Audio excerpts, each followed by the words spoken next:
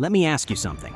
What does it look like when a franchise goes from championship to first-round exit in 2 years, loses its best player to an Achilles, strips the roster to the studs, trades its finals MVP to a division rival, and then walks into the following season with a more dangerous starting five than they've had in years?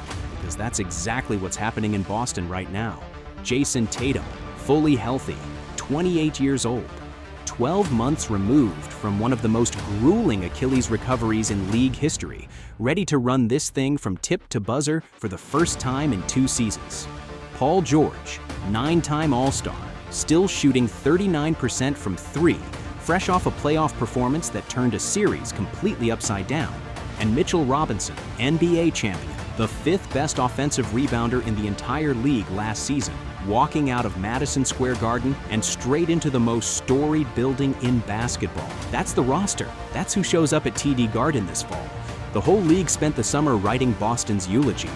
I want to spend the next 15 minutes explaining why that was the wrong read.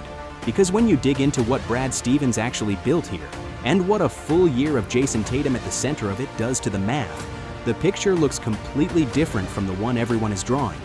This is not the same Boston Celtics.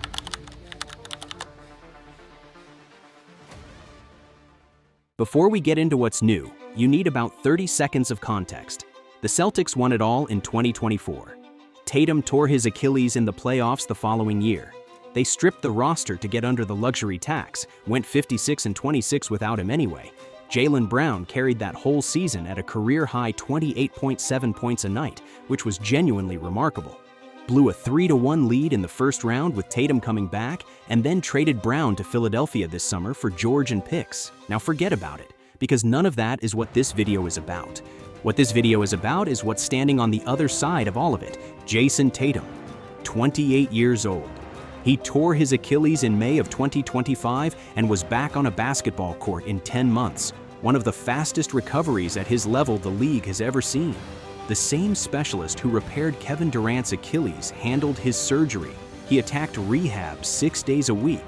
And when he finally came back in March, he averaged 21.8 points, 10 rebounds, and 5.3 assists in 16 games while still finding his legs. He looked hungry, he looked unbothered, and he looked every bit like the player who helped build a championship team in 2024. Here's what people keep underselling about Tatum. Before the Achilles, he had quietly become one of the 3 or 4 best players in the world. He's a player who can guard 3 positions, initiate offense, close games, and operate in complex half-court systems. He is, in the truest sense, the kind of player a franchise gets built around, not alongside. The problem in Boston for a long time was that the team was structured for balance, for depth, for interchangeable parts. Now, for the first time in his career, the whole thing gets designed around him. The big question isn't whether Tatum can play. He's shown he can. The question is, what happens when he has real help, real spacing, a center who can protect the rim, a veteran wing who can carry scoring nights when he doesn't have it, and a backcourt that proved last season it can keep a contender afloat against anyone in the East. For the first time in a long time, Boston has the answer to all of those questions, and it comes in the form of 2 guys you might not have expected.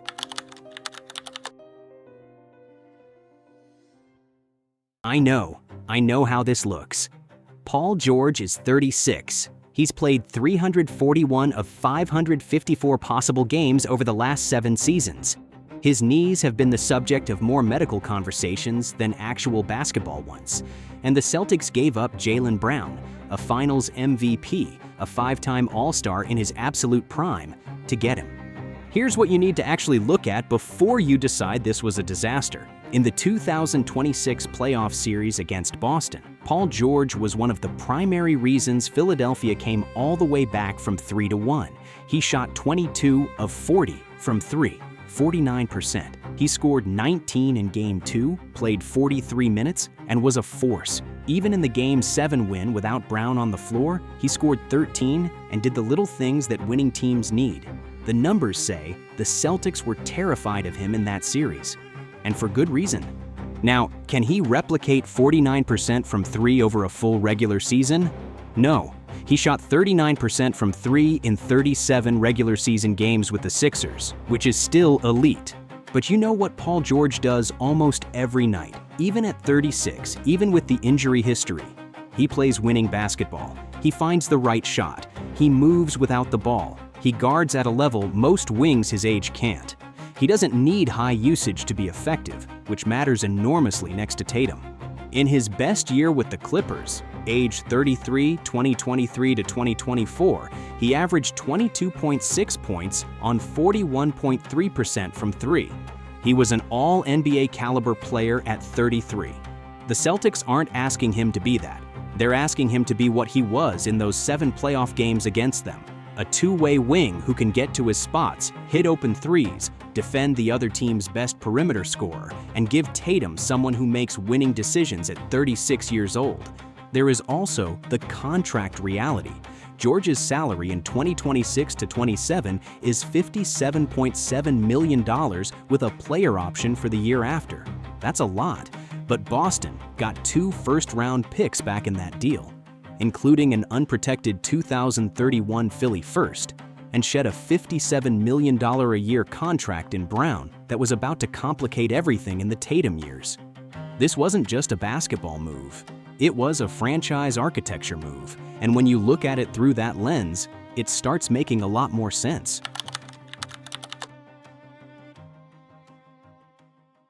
If Paul George is the move everyone questioned, Mitchell Robinson is the move nobody is talking about nearly enough, and that's a problem. Let me tell you what he just did. Over the last regular season with the New York Knicks, Mitchell Robinson averaged 8.8 rebounds and 1.2 blocks in under 20 minutes per game. 20 minutes. The man was averaging over 4 offensive rebounds a night, top 5 in the entire NBA. And then, in May and June of 2026, he was part of a Knicks team that won the first championship in 53 years. He is, in the truest sense, a freshly minted champion walking in the door. The Celtics needed this more than almost anything else.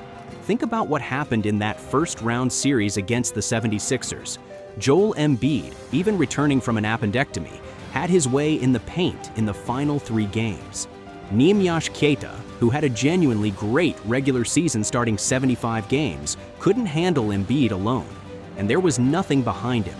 No anchor, no enforcer, no one willing to put his body in front of a freight train. Robinson solves that. At 7 feet tall, with 8 years of elite rim protection developed in Madison Square Garden, the most demanding basketball market in the country, he walks into TD Garden already knowing what winning looks like. He doesn't need development time. He doesn't need to figure out his role. He is exactly what he's been his whole career, a physical force at the rim who changes the defensive equation of every team he's on. The question for years with Robinson was whether he could stay healthy. He played 60 games last season, the most since 2022 to 23. He's 28 years old. The 3-year deal the Celtics gave him at $47 million includes a player option in the 3rd year, meaning if he stays healthy, he stays. If something breaks down again, he can opt out and seek a new deal. The risk is managed. And here's what changes when you add Robinson next to Queta. You now have 2 legitimate rim-protecting bigs who can play together, giving Mazzulla the flexibility to go big, go small, and switch combinations based on matchups. The front court that collapsed in the playoffs, the one with no real answer for a healthy Embiid, no longer exists. This is a completely different team in the paint. Okay, let's talk about the people who kept this ship floating when nobody expected it to float at all. Peyton Pritchard, 28 years old. He won 6th Man of the Year the season before this one. But in 2025 to 26, with Tatum gone and the team stripped down to its studs, he became something else entirely. He stepped into a starting role for most of the season. He averaged career highs across the board: 17 points, 5.2 assists, 3.9 rebounds.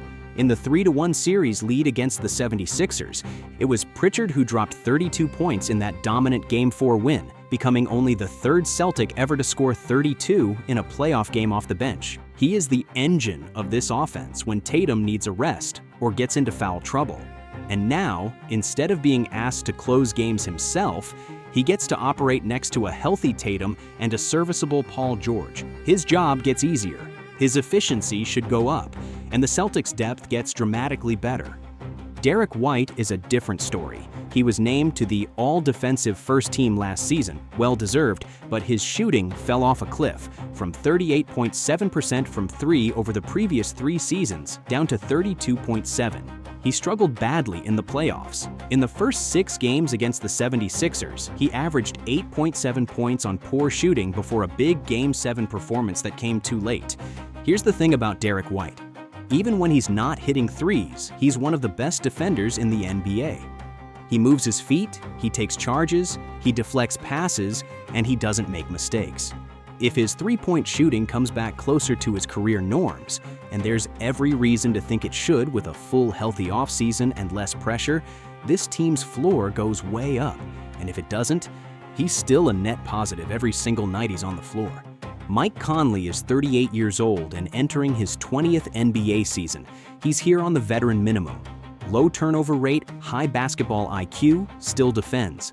And, as NBC Sports Boston's Chris Forsberg put it, he's a little bit like having Drew Holiday on the bench without the price tag. He's not changing games, he's steadying them. On a team with Tatum running the show, that's exactly what you need from your third guard. People have been waiting for Joe Mazzulla to fail since the moment he was named head coach. He came in with no prior head coaching experience at the NBA level. He was loud, unconventional, and the kind of guy who media panels love to use as a target when things go wrong. Here's his resume: a championship in 2024, a 56-win season in 2025-26 while coaching without his franchise player for 62 games, and an Executive of the Year award for Brad Stevens, who worked in lockstep with him throughout that process. Did the playoffs collapse tarnish it? Yes, absolutely. Blowing a 3-1 lead, especially with Tatum coming back in, is something this fan base will not forget quickly. Some of the lineup decisions in that series, particularly the reluctance to experiment with smaller lineups earlier in Games 5 and 6, deserve criticism. But here's the counterpoint. He was working with a broken roster in the playoffs. The center who was supposed to anchor the defense was overmatched by a fully operational Embiid returning from surgery. His best player went out in Game 7 with no warning, and even in that moment, the Celtics nearly came back. Now, for the first time in his tenure, Mazzulla gets a full offseason of prep with his actual roster: Tatum healthy, George on board, Robinson in the paint. He gets to design a system where the pieces actually fit the plan, instead of building the plan around whatever pieces survive. That changes everything about how Boston is going to look. 2 years ago, the Boston Celtics won their 18th championship, and then everything, absolutely everything, went sideways. Tatum's Achilles, the luxury tax, the trades, the blown 3-1 lead in the first round, Jaylen Brown's departure, the internet ready to write the eulogy. Here's what the internet missed. A fully healthy Jayson Tatum is still one of the 5 best players in the world.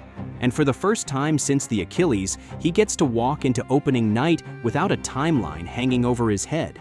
He gets to be the centerpiece of a system designed for him. He gets to play next to a 36-year-old Paul George, who still shoots 39% from 3 in the regular season and 49% in the playoffs. And a fresh NBA champion in Mitchell Robinson, who hasn't worn a Celtic uniform yet, but already knows exactly what winning looks like. This team has questions. Every team does, but I want you to ask yourself one thing. If you were building a team to beat the 76ers, the team that just ended Boston's season, in a 7-game series, wouldn't you start by fixing your center, adding a 3-and-D wing who can defend Brown, and making sure your best player is 100% healthy? Because that's exactly what Brad Stevens just did. Maybe this doesn't end in a championship. Maybe the injuries come back. Maybe George's body doesn't hold up and the whole thing unravels. But this team, this roster, entering 2026-27 with Tatum healthy, Robinson in the paint, and a backcourt that proved last season it can keep a team afloat against literally anyone in the East, this is not the same Boston Celtics. And when that becomes obvious to everyone else, it's going to be too late to do anything about it. Drop a comment below. Do you think this version of the Celtics can make a deep run in 2026-27? Hit like, subscribe, and check out one of these videos on your screen now.